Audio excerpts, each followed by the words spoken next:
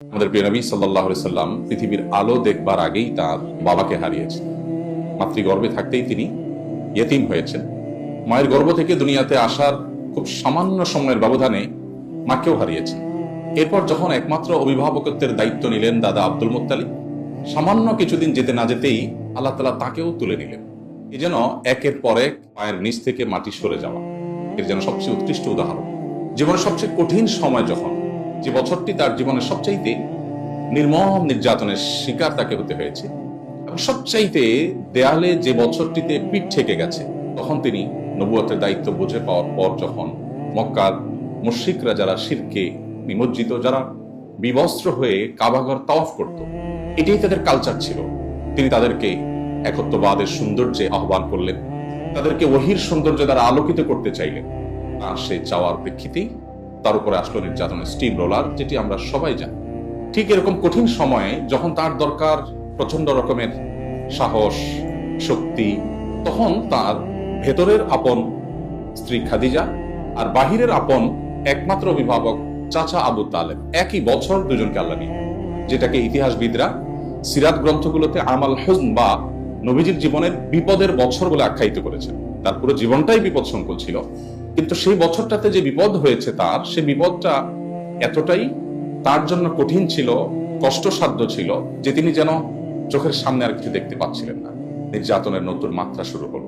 যে মক্কার মানুষেরা তাকে আল আমিন উপাধিতে ভূষিত করলো, যে মক্কার মানুষেরা তাকে মাথায় নিয়ে নাচতে শুরু করলো, তার ব্যক্তিত্ব, তার পার্সোনালিটি, তার মহানুভবতা, সেই কৈশোর বয়সে যিনি হিলফুল ফুজুলের মতো সংগঠন, যেটি নির্যাতিত মানুষদের অধিকার আদায়ের জন্য প্রতিষ্ঠিত হয়েছিল কাবার প্রান্তরেই, সেটাই তিনি কিশোর বয়সে যখন সামিল হয়েছে, যখন কাবা ঘর পুনর্নির্মাণের উদ্যোগ নিয়েছিলেন দাদা আব্দুল মুত্তালিব, আর হাজর আসাদ পাথর কে স্থাপন করবে এটা নিয়ে কুরাইশদের মধ্যে প্রচন্ড বিবাদ দেখা দিল, তো কাউকে ছাড় দিতে রাজি ছিল না, তখন কিশোর মোহাম্মদ এসে এমন এক আইডিয়া দিলেন যে আইডিয়াতে সবাই খুশি হয়ে গেল এবং পুরো বিবাদ দমে গেল।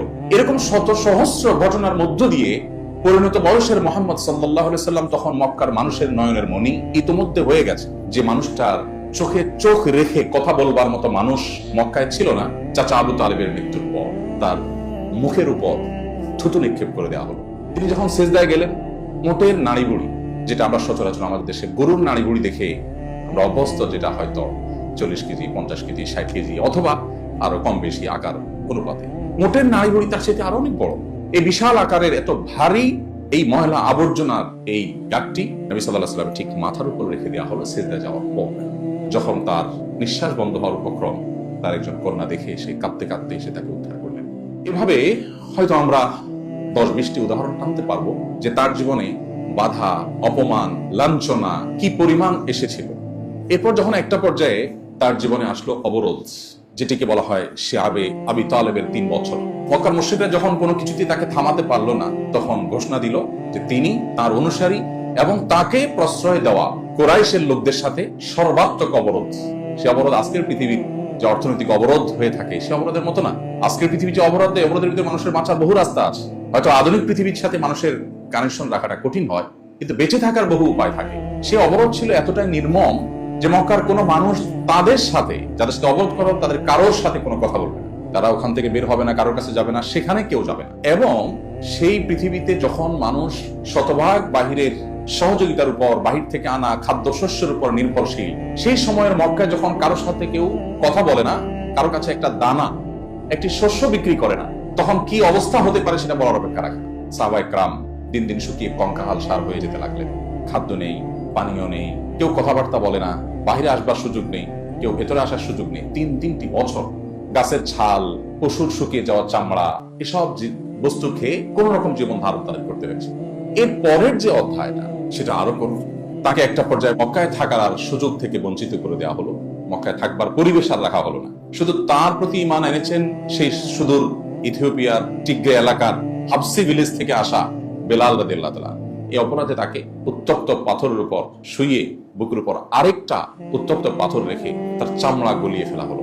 সেন্সলেস হয়ে যান, আবার তার হুঁশ ফিরে আসে, আবার নির্মম নির্যাতন শুরু হয় এবং একই নির্যাতন শুরু হলো একের পর এক অন্যদের উপর। সুমাইয়া রাদিয়াল্লাহু তাআলা আনহা, ইসলামের ইতিহাসের প্রথম শহীদ, যাকে অত্যন্ত নির্মম ভাবে, অত্যন্ত পৈশাচিক উপায়ে তাকে হত্যা করা হলো। একের পর এক তার প্রতি ঈমান আনয়নকারীদের উপর জুলুম শুরু হলো। নবী সাল্লাল্লাহু আলাইহি ওয়াসাল্লাম চোখে যখন কিছু দেখছিলেন, আল্লাহ তাআলা তাকে নির্দেশ করলেন হিজরতে। মদিনার মানুষ এসে তাকে ওয়েলকাম করলেন, আপনি আমাদের এখানে চলুন, আমরা আপনাকে ওয়েলকাম করব। তিনি মদিনা গেলেন। সে যাওয়াটাও সুখকর কোনো যাওয়া না, আমরা জানি। রাতের আধারে অনেক লুকোচুরি করে, অনেক কষ্ট করে তাকে মদিনায় পৌঁছতে হলো। তিনি যখন রাতে ঘুমোতেন, তখনকার সময়ের মানুষের যে বাতি বা আলো জ্বালাবার যে ব্যবস্থা ছিল, চাচা আবু তালেব নিজে ইসলাম গ্রহণ করেননি, কিন্তু ভাতিজাকে বড় মমতা স্নেহ দিয়ে বড় করেছেন, আমরা জানি। তো সেজন্য ভাতিজার জীবনের নিরাপত্তার খাতিরে তিনি জানেন মক্কার মুশরিকরা তাকে হত্যা করবার জন্য শত চেষ্টা করে যাচ্ছে।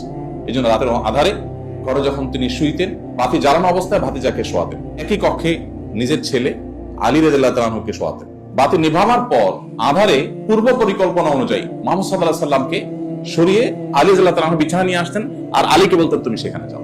উদ্দেশ্য ছিল যদি কোনো কারণে খুন হয়, যেন আমার ছেলেটা খুন হয়, তিনি যেন বেঁচে যান। শত সহস্র বাধার পাহাড় ডিঙিয়ে মদিনায় আসলেন, এই বুঝে একটু শান্তিতে ঘুমোতে পারবেন অন্তত, কিন্তু না, সেটা তিনি পারেননি। মদিনায় গেলেন, শত চ্যালেঞ্জ তার সামনে এসে উপস্থিত হল। অর্থনৈতিক চ্যালেঞ্জ, সোশ্যাল চ্যালেঞ্জ।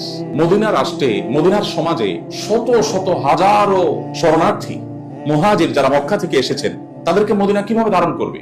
আধুনিক পৃথিবীর ব্যবস্থাপনা তো ছিল না। না শরণার্থী শিবির করা যাচ্ছে, না তাদের অর্থনৈতিক কোনো বন্দোবস্ত আছে।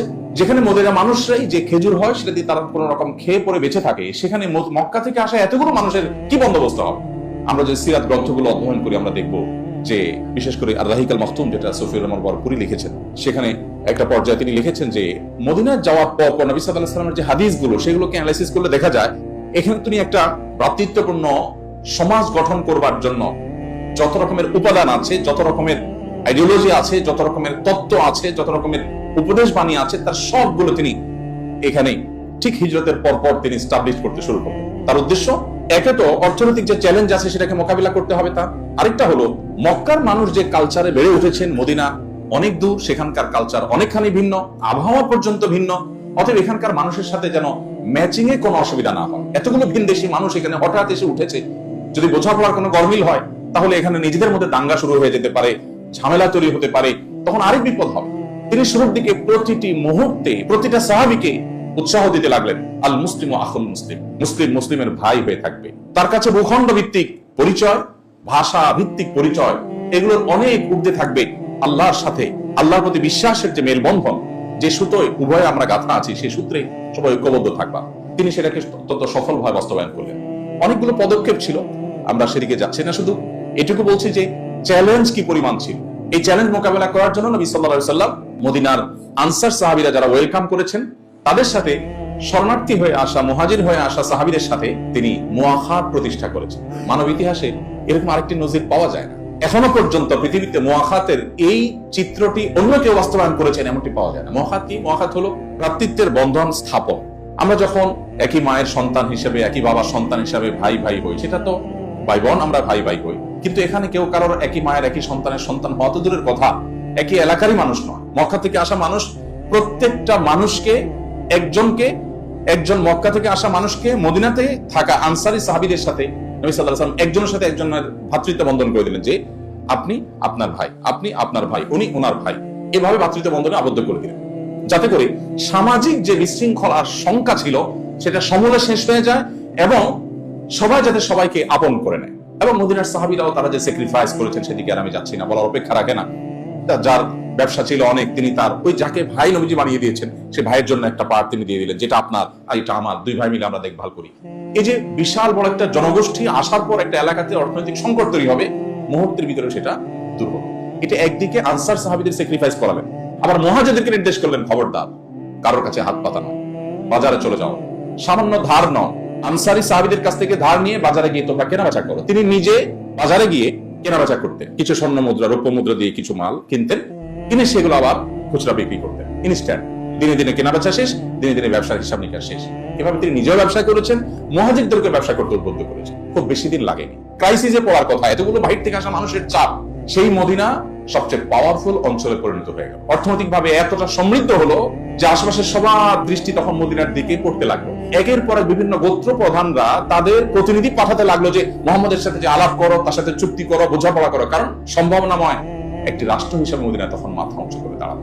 মুহাম্মদ সাল্লাল্লাহু আলাইহি সাল্লামের সামনে ছিল সামাজিক যে কেওয়াজ সৃষ্টি হওয়ার শঙ্কা, সেটি সেটি দূর করবার জন্য তিনি চমৎকার অনেকগুলো উদ্যোগ নিলেন। সবকিছুর আগে যেটি তিনি করলেন সেটি হলো অঞ্চল ভিত্তিক যে পরিচয় বা জাতীয়তাবাদ বা ভাষা কেন্দ্রিক যে জাতীয়তাবাদ, এটা যাতে কোনোভাবে তাদের মধ্যকার কোন প্রকার ঝামেলা, বিবাদ, বিতণ্ডার দিকে নিয়ে না যায়। একবার একজন মদিনায় থাকা সাহাবী অর্থাৎ আনসার আর মক্কা থেকে আসা মুহাজির সাহাবী দুজনের মধ্যে সামান্য বাদানুবাদ হলো পানি নেওয়াকে কেন্দ্র করে।